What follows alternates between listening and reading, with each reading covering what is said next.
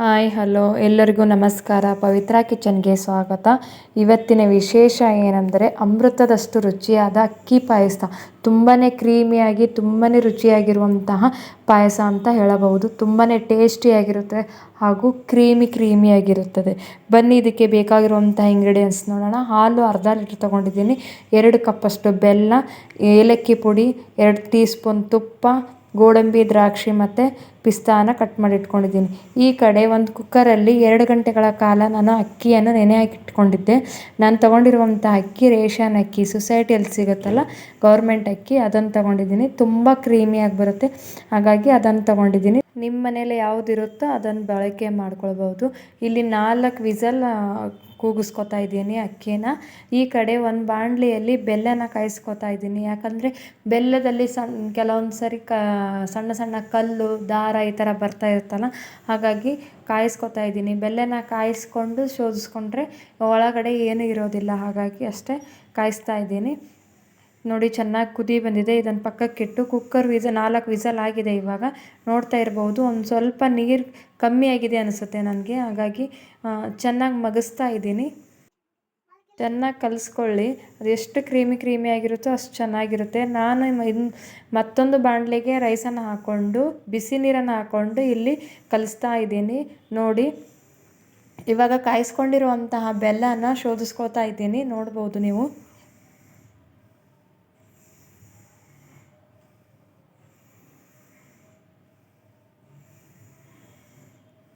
ಇವಾಗ ದೇವರಿಗೆಲ್ಲ ನೈವೇದ್ಯ ಇಡೋಕ್ಕೆ ಅದಕ್ಕೆಲ್ಲ ಮಾಡ್ತಿರ್ತೀವಲ್ಲ ಮನೇಲಿ, ಏನಾದರೂ ವಿಶೇಷ ಫಂಕ್ಷನ್ಗಳಿಗೆ, ಯಾವಾಗಾದರೂ ಮಳೆ ಬರೋ ಟೈಮಲ್ಲಿ ರುಚಿಯಾಗಿ ಏನಾದರೂ ತಿನ್ನಬೇಕಂದಾಗ 10-15 ನಿಮಿಷಗಳಲ್ಲೆಲ್ಲ ಮಾಡ್ಕೊಂಡು ತಿನ್ಬೋದು. ತುಂಬಾ ರುಚಿಯಾಗಿರುತ್ತೆ.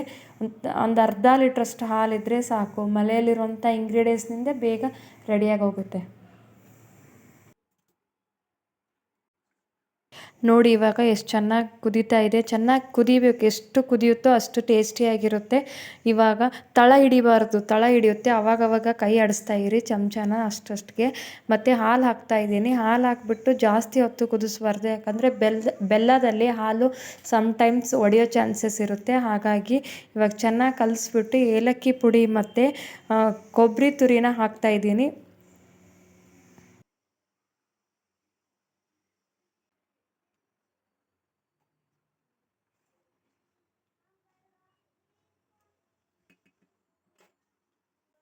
ಈ ಕಡೆ ಒಂದು ಗ್ಯಾಸ್ ಮೇಲೆ ಸಣ್ಣ ಬಟ್ಲೆ ಇಟ್ಕೊಂಡು ಅದರಲ್ಲಿ ಒಂದು 2-3 ಟೇಬಲ್ ಸ್ಪೂನ್ ತುಪ್ಪ ಹಾಕಿ ನಾನು ಕಟ್ ಮಾಡ್ಕೊಂಡು ಇಟ್ಟಿದ್ದಿದ್ನಲ್ಲ ದ್ರಾಕ್ಷಿ, ಗೋಡಂಬಿ ಮತ್ತು ಪಿಸ್ತಾ, ಅದನ್ನೆಲ್ಲ ಹಾಕ್ತಾಯಿದ್ದೀನಿ.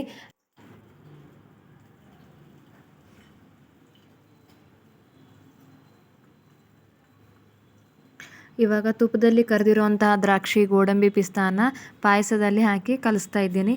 ನೋಡಿ, ಎಷ್ಟು ಚೆನ್ನಾಗಿ ಕಾಣಿಸ್ತಾ ಇದೆ. ನಮ್ಮ ಮನೇಲಿ ಎಲ್ರಿಗೂ ತುಂಬಾ ಇಷ್ಟ ಈ ಪಾಯಸ. ಯಾವಾಗಲೂ ಮಾಡ್ತಾ ಇರ್ತೀನಿ. ನೋಡಿದ್ರಲ್ಲ ಫ್ರೆಂಡ್ಸ್, ಎಷ್ಟು ಚೆನ್ನಾಗಿ ಹಾಗೂ ಈಸಿಯಾಗಿ ಬೇಗನೆ ಮಾಡ್ಬೋದಂತ ಈ ರೆಸಿಪಿನ. ನಿಮಗೂ ಇಷ್ಟ ಆದರೆ ಇವತ್ತೇ ಟ್ರೈ ಮಾಡಿ ಮತ್ತು ಹೇಗಿದೆ ಅಂತ ಕಮೆಂಟ್ ಮಾಡಿ. ಇನ್ನಷ್ಟು ಈಸಿ ರೆಸಿಪಿಗೋಸ್ಕರ ಪವಿತ್ರ ಕಿಚನ್ನ ಲೈಕ್ ಮಾಡಿ, ಶೇರ್ ಮಾಡಿ ಹಾಗೂ ಸಬ್ಸ್ಕ್ರೈಬ್ ಮಾಡಿ.